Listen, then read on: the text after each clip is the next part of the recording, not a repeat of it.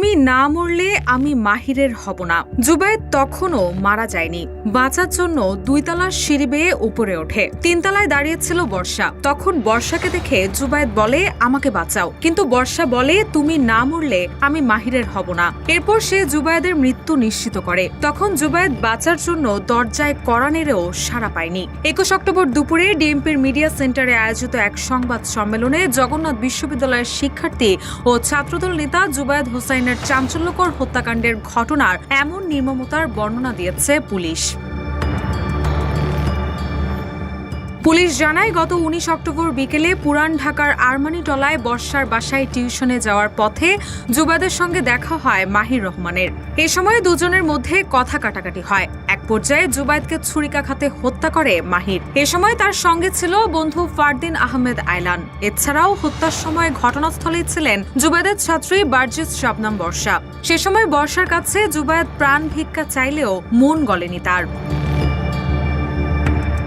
ডিএমপির অতিরিক্ত police commissioner SN Mohammad Nazrul Islam বলেন, বাসায় পড়াতে গিয়ে জুবায়েদের সঙ্গে প্রেমের সম্পর্ক গড়ে ওঠে বর্ষার। পরে তার সঙ্গে সম্পর্কে জড়িয়ে মাহিরের সঙ্গে ব্রেকআপ করেন বর্ষা। কিন্তু মাহিরকে ভুলতে পারছিলেন না তিনি।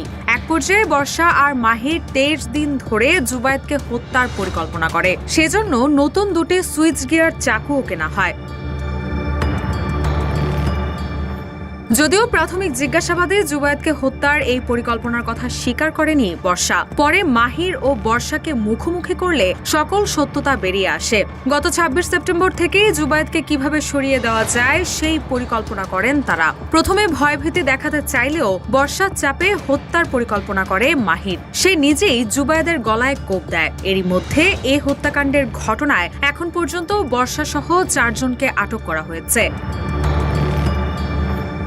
নিহত জুবায়েদ ছিলেন জগন্নাথ বিশ্ববিদ্যালয়ের 19-20 শিক্ষাবর্ষের পরিসংখ্যান বিভাগের শিক্ষার্থী এবং কুমিল্লা জেলা ছাত্র কল্যাণ পরিষদের সভাপতি। এছাড়াও তিনি বিশ্ববিদ্যালয় শাখা ছাত্রদলের আহ্বায়ক কমিটির সদস্য ছিলেন। ময়নাতদন্ত শেষে 20 অক্টোবর দুপুরে জুবায়েদের প্রথম জানাজা অনুষ্ঠিত হয় বিশ্ববিদ্যালয় ক্যাম্পাস প্রাঙ্গণেই। পরে তার মরদেহ গ্রামের বাড়িতে নিয়ে গিয়ে দাফন করা হয়। রুশা সুর, নিউজ ডেস্ক, ইত্তেফাক।